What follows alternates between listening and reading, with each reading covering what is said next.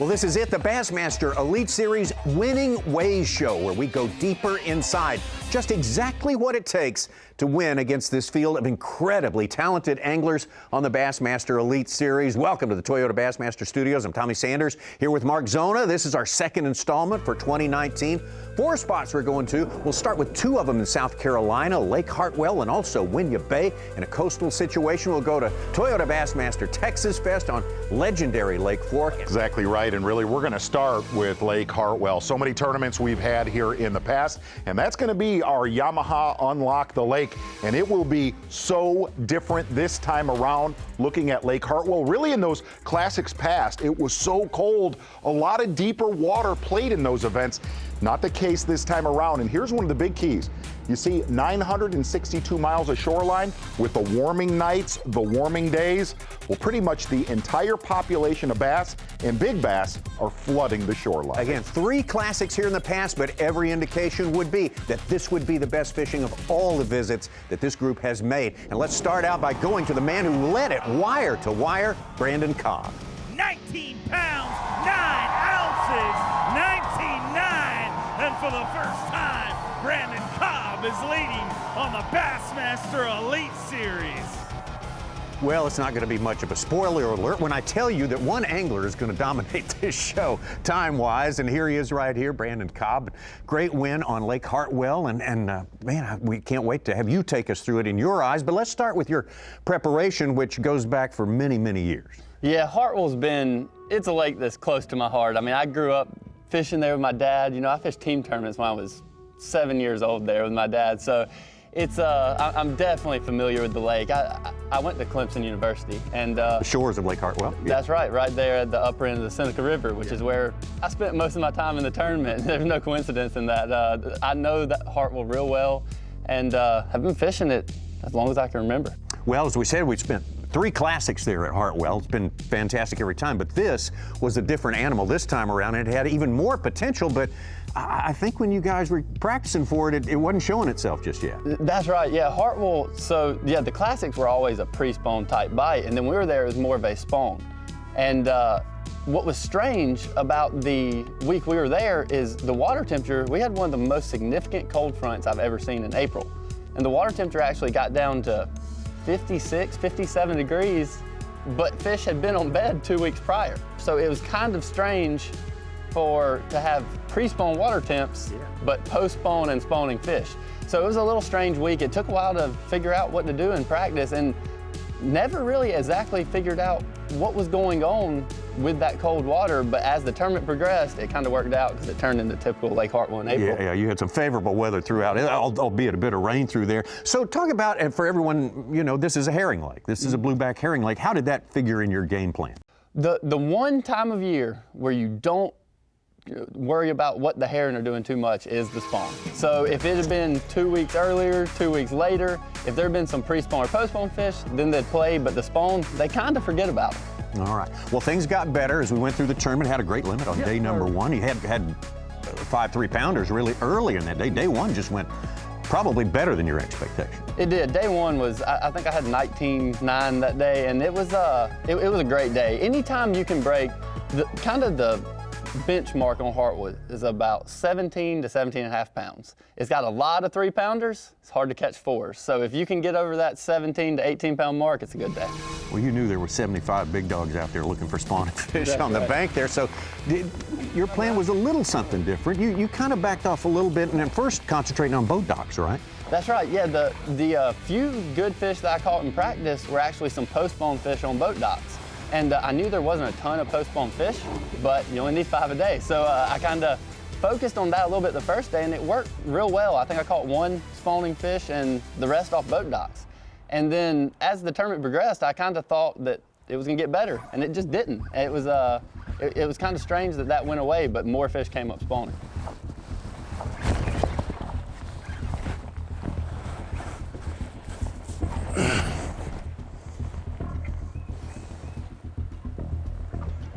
Stop that.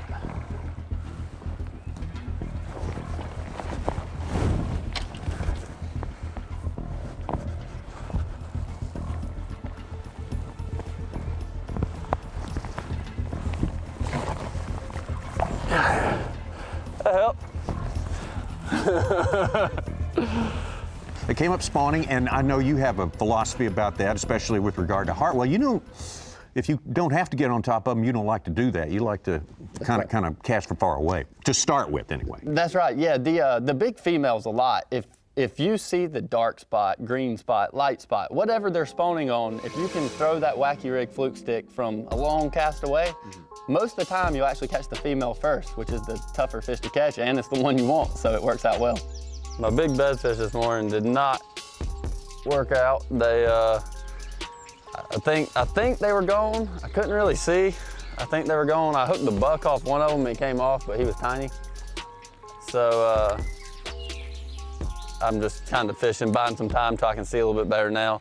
May go back to them and make sure.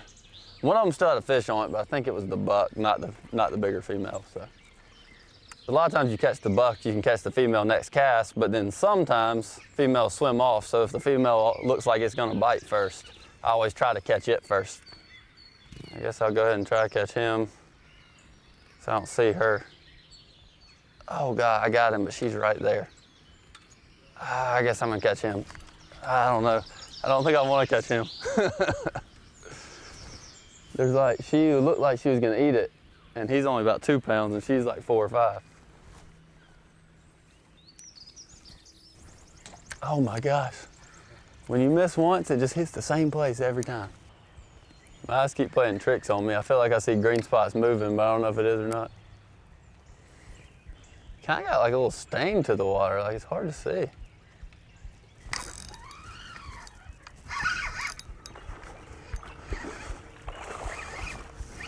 This is gonna get real sketchy real fast.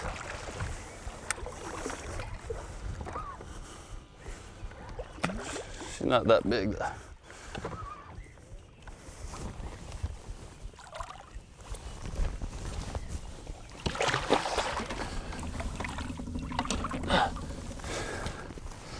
Got her.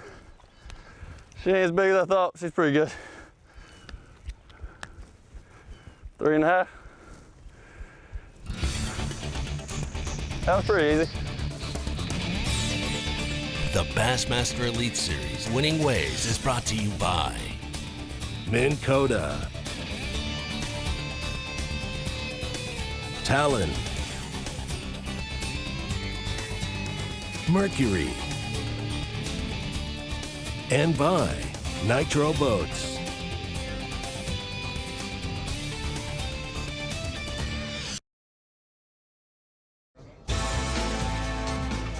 Final day, you're in good position, 5.5-pound lead over Frazier, but I'm sure you thought I could be caught, right? That's right, yeah, Hartwell, I mean, if you have a tough day, 12 pounds, and somebody catches 21, I mean, like Stetson the last day had an awesome day.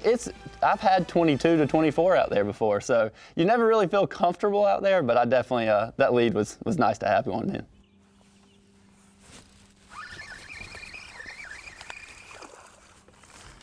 That was the buck. I don't think the female's gonna come up there though. Walk us through the highlights, your 5 fish that won the tournament for you on the final day. So, okay, the final day, it started a little rough. I wouldn't say it started rough. I started doing some different things because I wasn't catching good ones early, and started looking for some herring spawn and spent the morning and it just didn't work out.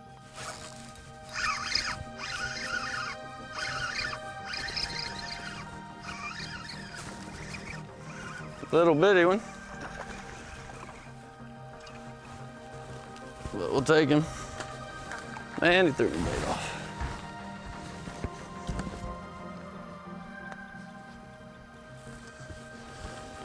Number 2's in there. Oh, got that down. Started off doing some herring stuff this morning and it seems like it's happening. I ran a bunch of places and got bites on all of them, but most of them were stripers. And I'm not sure what why I didn't get any bass bites, but probably come back and hit a few more as we go. But now I'm just catching a few bedfish just to get a limit started. I got 2, there's tiny. One's really tiny and one's pretty small.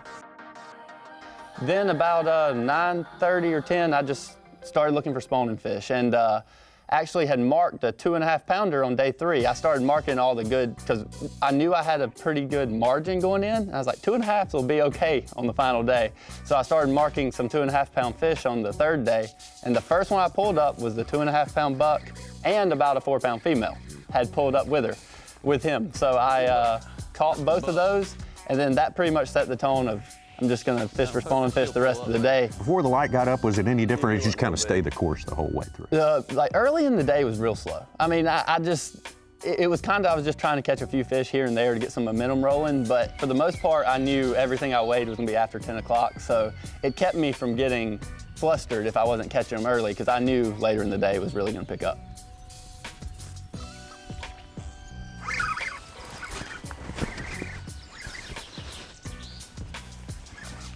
She ain't that big.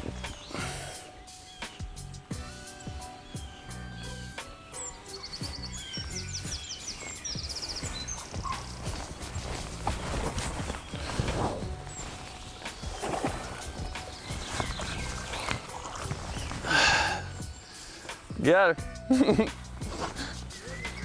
That was easy. Yep. I think that's a 3 pounder. Usually I misjudge them, but I nailed that one about right, 3 pounder. Yeah. Got my hand shaking a little bit. How were you able to win this thing wire to wire? Was it because of your experience there, because you had unlimited areas to fish? That definitely helped. I don't know that, I don't maybe not know the best places on Hartwell fish, but confidence is so key on any lake, and I had confidence in every location I went to all week. And not knowing you're going to run, and knowing you're not going to run out, that's got to be important as well. That's right, yeah. When I would crank my boat up, it was never like I'm getting ready to take off, I don't know where to go. I had somewhere in mind. I had the next 3 places in mind when I finished one. That's a good one.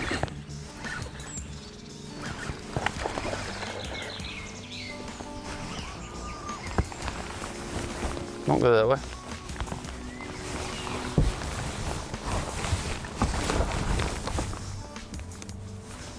I feel his teeth on the line, so I don't pull too hard.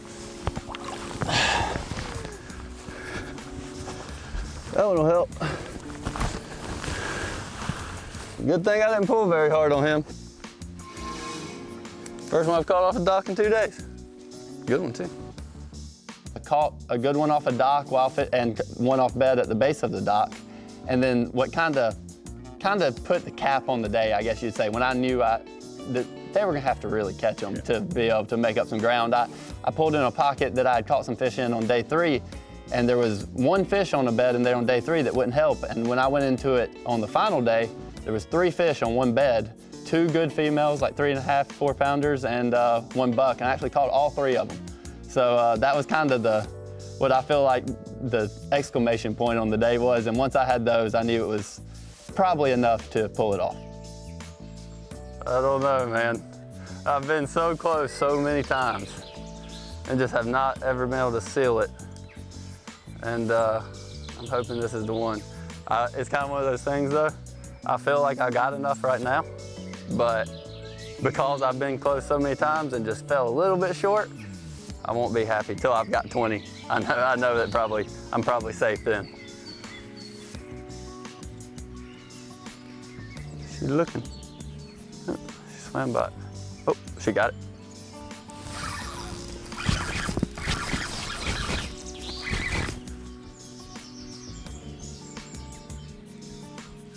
She ain't that big.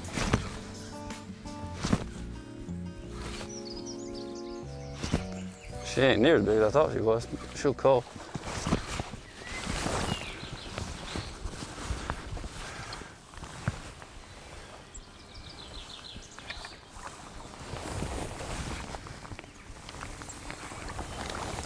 Don't do that.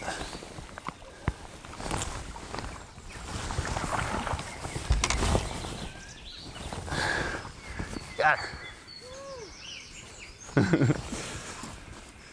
In the mouth.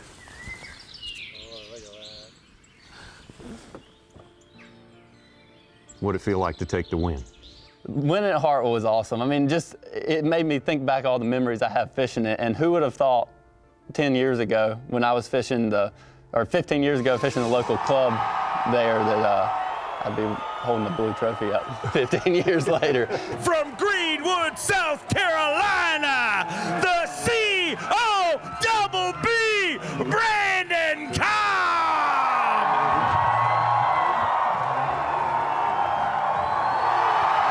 Boom, shakalaka, giant bass! 16 pounds, 14 ounces, 16-14, and the C-O-double-B is an Elite Series champion! What an incredible performance on Lake Hartwell. Any win on the Bassmaster Elite Series is rare and wonderful. How great it is to get one in your first year with the series. So, once again, congratulations to Brandon Cobb. And finishing in second place, well, this young man from Arkansas, Stetson Blaylock, in his third year on the Elite Series. And he would take this second place to prepare himself for his first win on the Bassmaster Elite Series at the very next stop in South Carolina, Winyah Bay, when we return. 16 pounds, 14 ounces, 16-14, and the C-O-double-B is an Elite Series champion!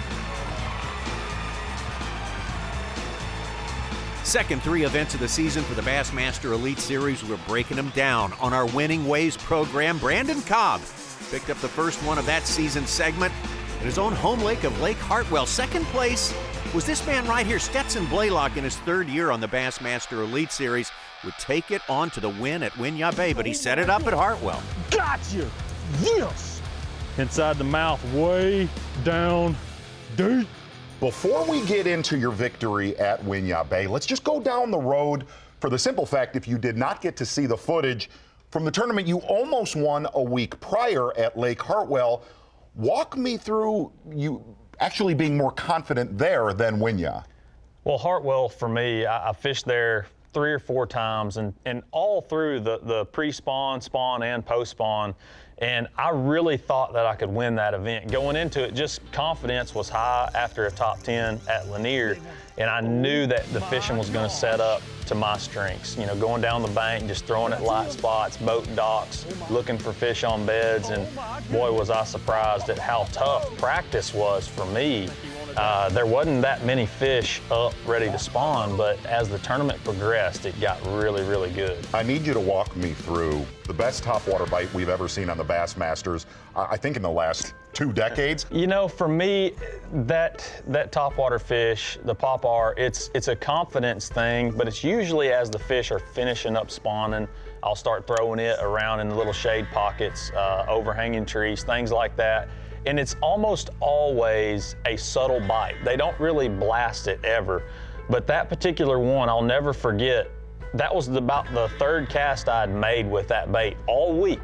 I just had a feeling that we were, you know, I wasn't seeing as many fish as the tournament, you know, got to those last couple days, and I thought, maybe one will bite that thing. And sure enough, I got in a pocket where I had missed one the day before on a topwater, a different topwater. So I eased in there and kind of slipped around the corner, and as soon as that bait hit the water, I saw that fish move and swirl, and I thought, ooh, that looked like a good one. And I mean, I twitched it twice, and she just come up there and sucked it down.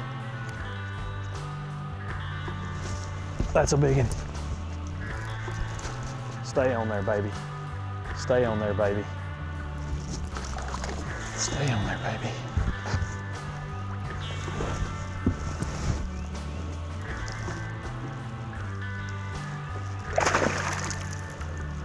Stay on there, baby. Come here. Come here. I don't want to get... Yeah! Hey, check that out. Think they won't bite a popar in April?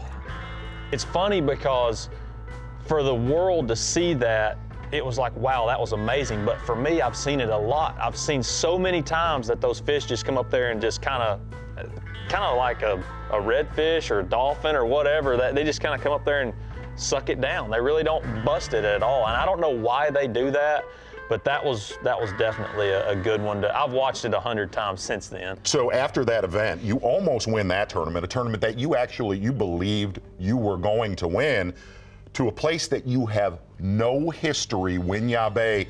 Really dial in that special 20-acre area. Well, it all started with a top 10 at Hartwell and not getting over there till late that night. So when I started my first day of practice, I was already behind the 8-ball. And I'd kind of made my mind up that I don't fish very good when I have to make long runs and I'm under a lot of pressure as far as running and thinking in your mind while you're running, man, I've got 3.5 hours to get this done. I really wanted to try to find something close where I could salvage the tournament. But what happened the first day, I fished up the Santee, and everybody knows that was flooded. It was real high. The fish just weren't biting up there.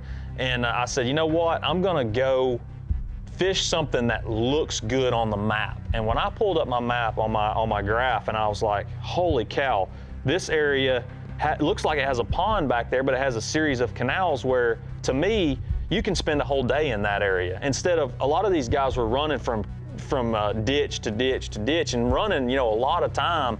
I just wanted to find something that I could get in there, catch 5 a day, and go to the next one. That's a good one.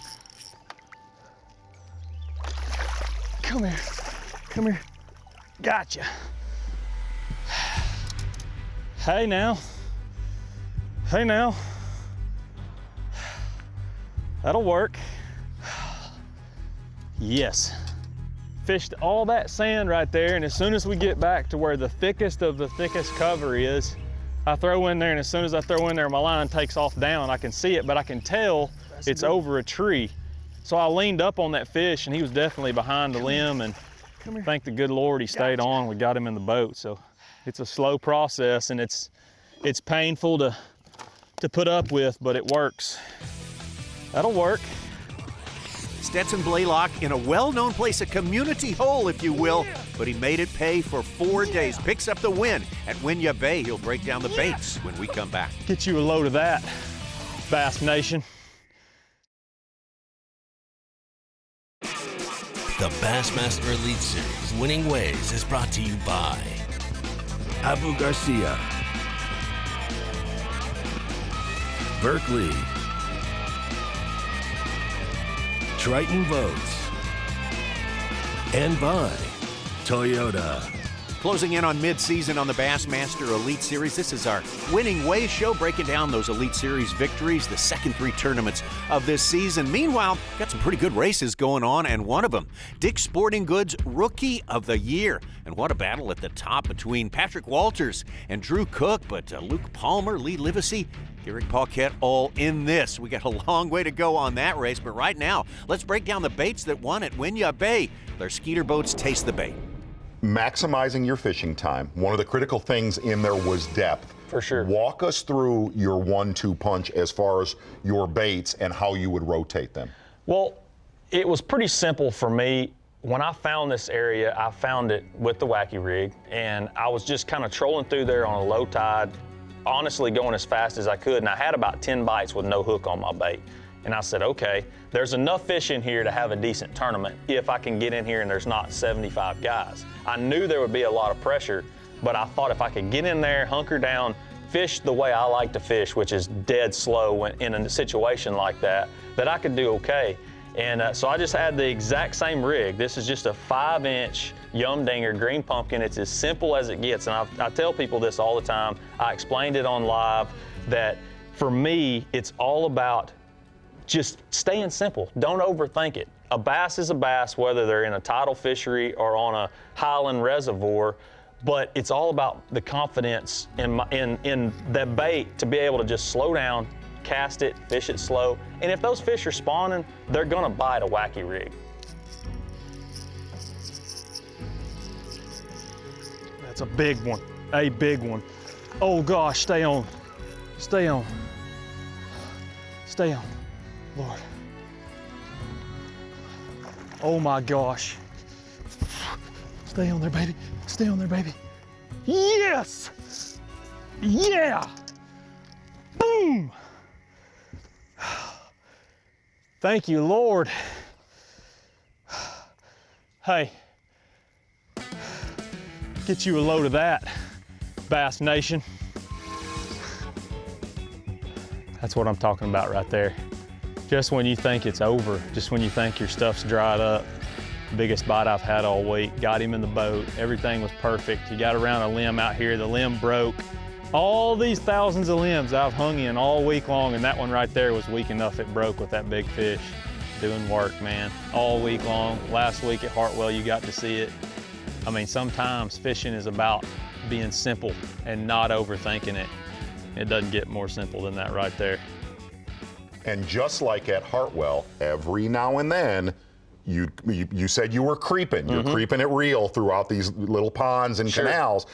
Every now and then, you'd eye spy a big one on a bed, and then you transition over to your Christy Crawl. Yeah, the Christy Crawl, to me, I don't know what it is. It's a great bait to pitch. It's a great bait as a jig trailer, but it's absolutely money. They cannot stand it for bed fishing. And what I do is I just take it and I peel off the legs, the front legs, so it's really sleek and slender. And then I take the red marker, and this is the biggest question that people ask me, what is that red? And all it is just a little spiket pen, and I'll just paint it up a little bit like that right there. And I don't think it makes one hill of beans. But to me, that's the confidence that I have in that bait, is that bait trimmed down to where it's nice and small.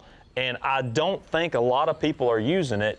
And I think it's just something different. Those fish, they get mad at it. And that red head on there, they can't stand it. People are like, well, why don't you paint the legs red? I can't explain that. It's just, I've always done it like that and it works. So why change it?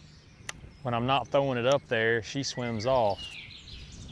So I don't know if I need to catch him and just put him in the box, and maybe she'll go ahead and lock on, or if I need to leave him in there.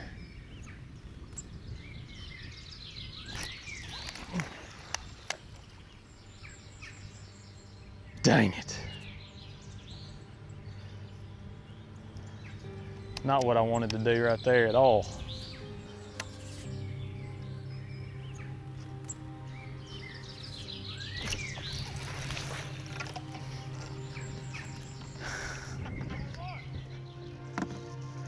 Inside the mouth.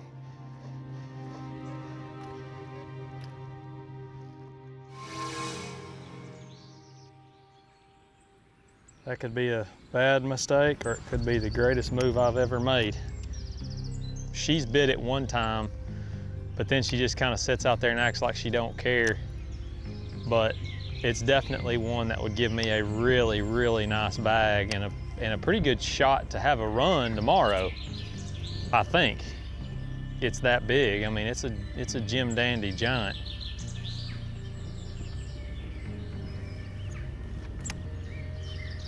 Those big ones won't actually get up there and lock on. You just got to get it in front of them at the right second to where they're mad enough to bite, and you can catch them, even if they're not locked on.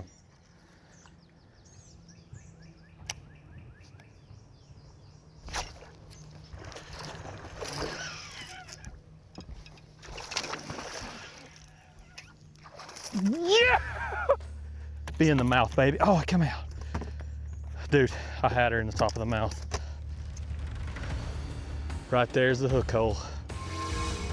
Got her. She never would bite it.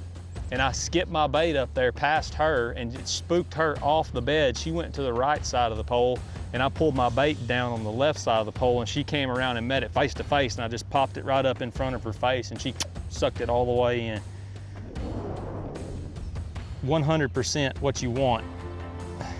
The amazing thing about this tournament is every event you want to look at a critical, like one critical bass where you're like, oh, that bass right there is the reason I won. Right. Going into the weigh-in on the final day, every single bass meant something in this tournament.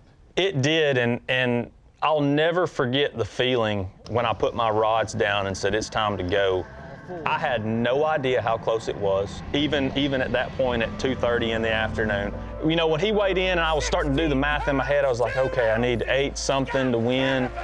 I just don't think I've got it, but I knew I had a solid 2-pounder, and I was just like, man, please be 9 pounds, just whatever, just be 9 pounds, that's all I want.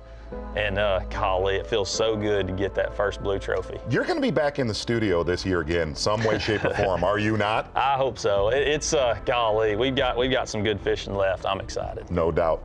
9 pounds, 3 ounces!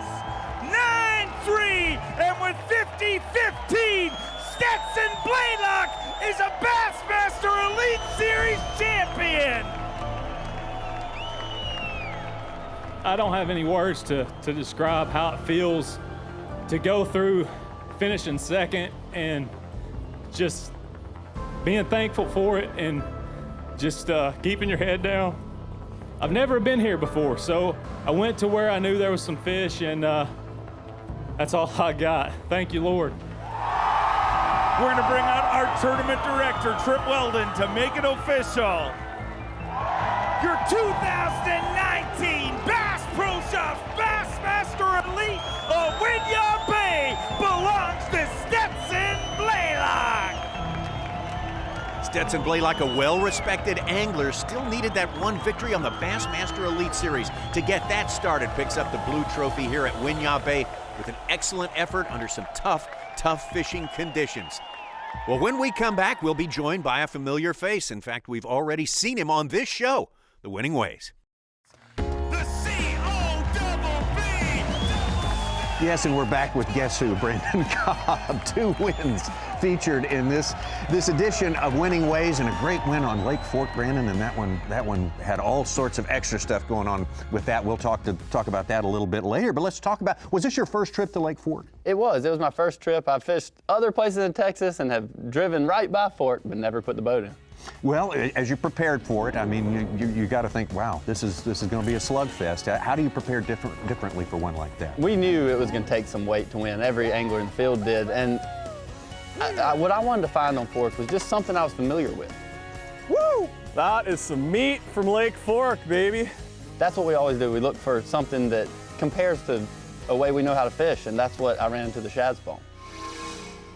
First day when I put the boat in the water, I saw some shad spawning pretty quickly, and it may not be the only way to win, but if I'm going to win, that's how it's going to be. It was kind of a weird day. They're in like little flurries, and like that's the way practice was. It'd be a pretty tough day for me until I hit one little flurry, and you'd catch somewhere between 20 and 30 something pounds. You just never knew where it was going to be or when, and I hit one flurry today and caught all my fish almost in a row. The way those fish were setting up on the shad spawn, it was real similar places to where a heron would spawn. It was kind of really flat spots on the main lake with kind of shell beds, I guess you'd say, but really, really shallow. I'm talking 1 to 2 foot deep, which is a lot how a blueback heron spawns. The difference was, it was kind of hard to find the schools of them, but once you did, you could really, really catch them. So what I started realizing during tournament was I could pull up and get 1 to 20 bites in a row, and then they quit biting. You could leave for 2 hours, come back and do it again, and then leave and come back and do it again. So that's kind of what I started realizing in the tournament. I kind of fine-tuned the timing. I actually owe credit to throwing the jerkbait a lot to my travel partner, Shane LaHue. So Shane had caught a couple in the standing timber on a jerkbait. Well, the first day of the tournament, I was doing my normal thing, you know, my top water, my fluke, my just baits like that. Couldn't catch them. I mean, I knew they were there, they were schooling a little bit, they wouldn't bite. Well, I had tied on a jerkbait to throw in the timber later in the day if it got tough, and I picked the jerkbait up and really started catching them up there shallow on the jerkbait, and that was, the rest of it was just, it went perfect. They ate the jerkbait on every place I had found them. Well, you got to show it. Our partner, Mark Zona, will kill me if I don't, because he kept obsessing on this minnow right here. This hardcore, it's a dual hardcore minnow flat. It's made by Yozuri. And this bait, it was awesome for throwing. I was throwing it so shallow. You can actually still see, still got mud on the bill from throwing it so shallow. If you're watching live, it kept looking like I was adjusting my bait every few casts. And actually what I was doing, I was taking my finger and scraping the mud off my bill and wiping it on my pants because I was kind of unusual, isn't it? I mean, it's a little bit of a weird deal, but it was. I think the reaction of it, like plowing through that mud, there's millions of shad up on these shell beds. Oh yeah. And you have to have something to set your bait apart. And this hardcore minnow, when I was plowing to the bottom, even though the bait looks like a shad, the action of it was a little different. So they targeted it rather than all the shad. Well, Chad Pipkins took the spotlight the first couple of days there, but you had a great first day, over 30 pounds. Then you kind of fell off the edge of the world on day. What happened on day 2? So I think day 2, all I can figure is a lot of us were fishing off of kind of a shad spawn bite. I wasn't the only one doing it. It wasn't a secret. There was a lot of people doing it. And day 2, I just don't think the shad really spawned. And then we go to day 3, and I want you to run down day 3 for us because that was huge. That was just a spectacle to watch. That's what you want on day 3. Day 3 was unbelievable.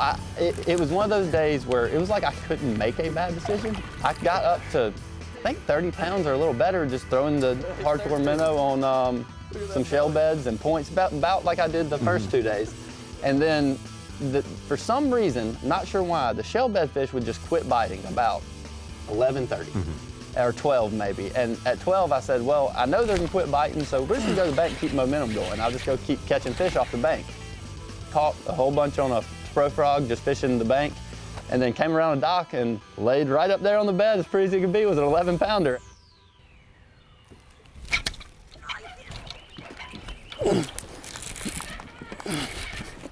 That's a big one. He's bigger than I thought he was.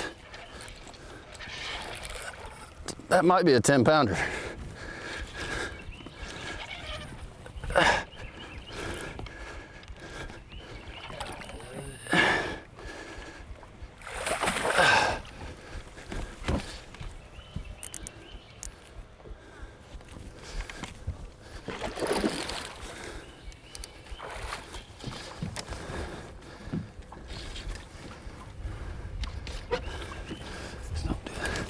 Come here.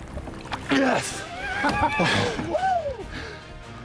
What did it look like to you? You told people you thought maybe it weighed 5 or 7. Well, so I came around the dock and I kind of just saw her sitting on like a clump of grass. It's pretty deep. I mean, it was 4 foot deep, and Lake Fork's not the clearest lake. And I just saw a shadow. I said, oh, there's a big one. And I dropped my power poles, and I told my crowd following me, I said, I think I see a 5-pounder. And I got a hard time after I caught it. But after I fished for it for a few minutes, I told him, I said, you know, it might be 7 or 8. And then I started realizing this thing's a little bit bigger than that, but I was concentrating too hard then to catch him. When I set the hook, I knew it was a true giant. You ready? Oh, look, it's 11, 11-1. 11 pounds, 11 pounds, 1 ounce. 11-1.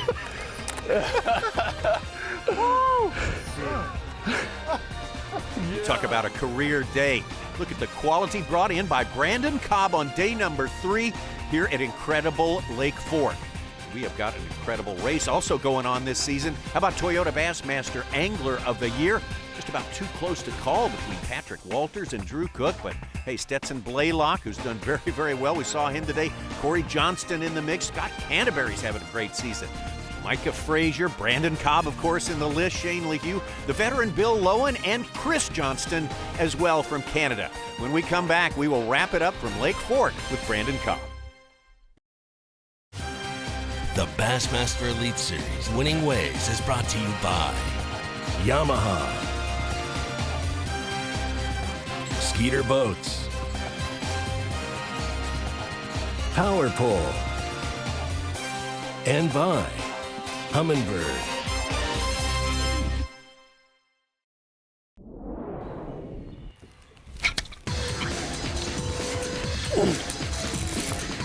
Bassmaster Winning Ways, and of course we are breaking down the big tournament, Toyota Bassmaster Texas Fest on Lake Fork. Man, oh man, did they catch him.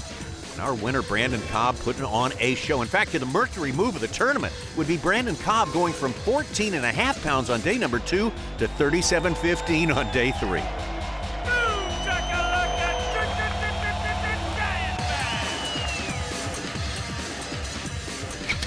That hook set, it looked like you'd caught a piling of a dock or something. It almost pulled you back a little bit. It did. I thought I'd messed up when I set the hook on that one. Yeah. Like, oh, this one might be more than I can handle. But yeah, we followed him around the boat. I had him on 25-pound fluorocarbon, so it was. I threw a spinning rod at him a few times, and I'm actually really glad he didn't eat that. She didn't eat that. But it was just one of those days where everything went right, and wanted to go back out to my shad spawn stuff and caught somebody off the bank that day that I ended up not getting to shad spawn fish anymore, but it worked out for 37.15. Now take us quickly through the final day. You had, again, a good lead, but I know you're thinking this may not happen, right? That's right. Lake Fork, there's no lead is a comfortable lead.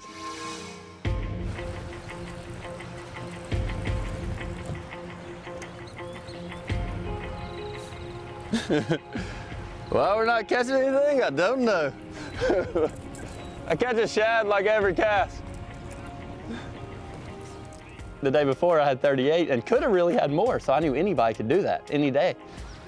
It started slow. There's a good one.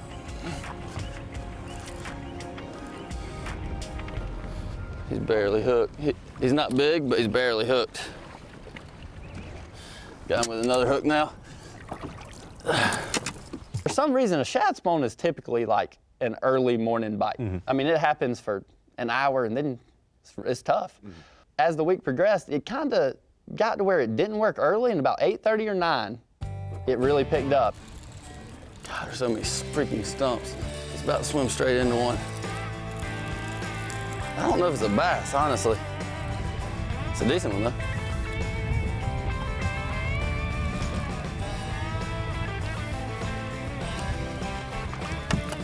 The way it worked is when you pulled up, generally you would catch one first cast. 413, it's a good start. And as long as you could get that fish weighed, get him in live up as an over or whatever, and get back out there, you could almost catch them every cast as fast as you could do it. I didn't get a big one, but it's not a bad one. Ski him. At the time, when I got up that quick to 25, I was like, you know, it's probably enough. I felt like it. You had hit the 100-pound mark at that point, too, right? That's right. I hit the 100-pound, which I actually didn't even think about until my marshal said it. I was just thinking, I got to catch as much as I can. Oh, they're schooling up there. Forget about him throwing up there where they're schooling. I don't know why he missed it. Probably because it's so wavy. Got that one. That's a big one.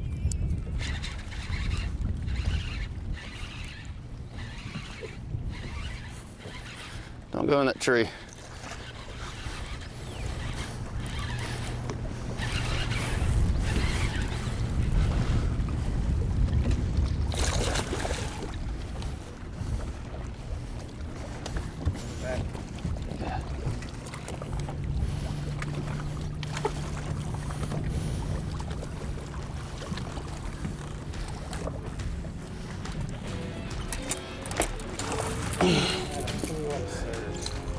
That's what I'm talking about, man.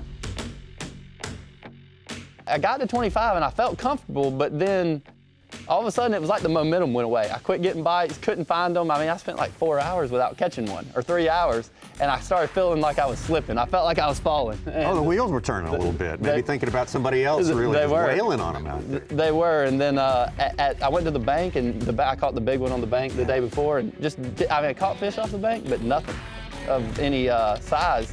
And I had about an hour left. I said, you know, I think I'm probably good on weight. And I pulled up on one of my main places pretty far up the lake and caught a 6 something and a 5 on back-to-back cast, and that kind of got the wheels rolling again. There's a good one. That's a big one. Yeah.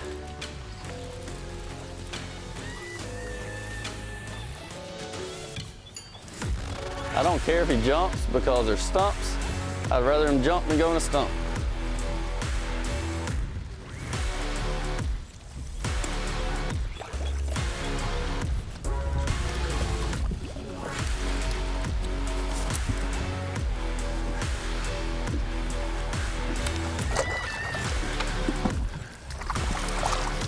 Get him. Ain't got nothing to grab. Got him.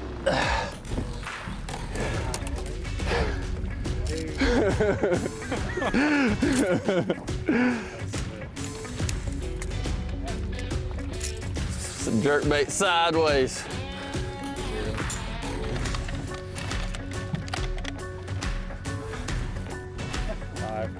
$10 ounces. 5'10". Yeah.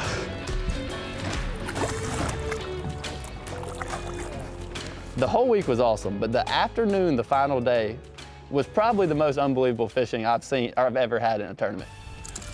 Oh, that's incredible. Not so much the day 3, but with that one. And you know, you had 14 something on day number 2. If you just caught the average of the other 3 days, You would have broken the all-time record for 4 days of fishing, but why think about stuff like that? Day 2 is just, it was a rough day. They just didn't bite, and I feel like I did what I could on that day, so it worked out well for me, but I don't regret anything from day 2. It's a tough day. You got enough work done anyway. I mean, we think about the Tundra, we think about the Century Club, we think about the personal best, qualifying for the Classic next year instantly, and $125,000. I think you got enough done. Congratulations, it was a good week. Brandon. Thank Great you. stuff. Great Thank stuff.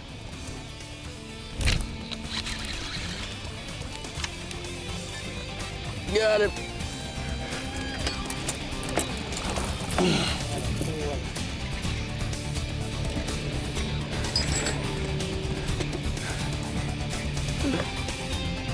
That's what we were looking for.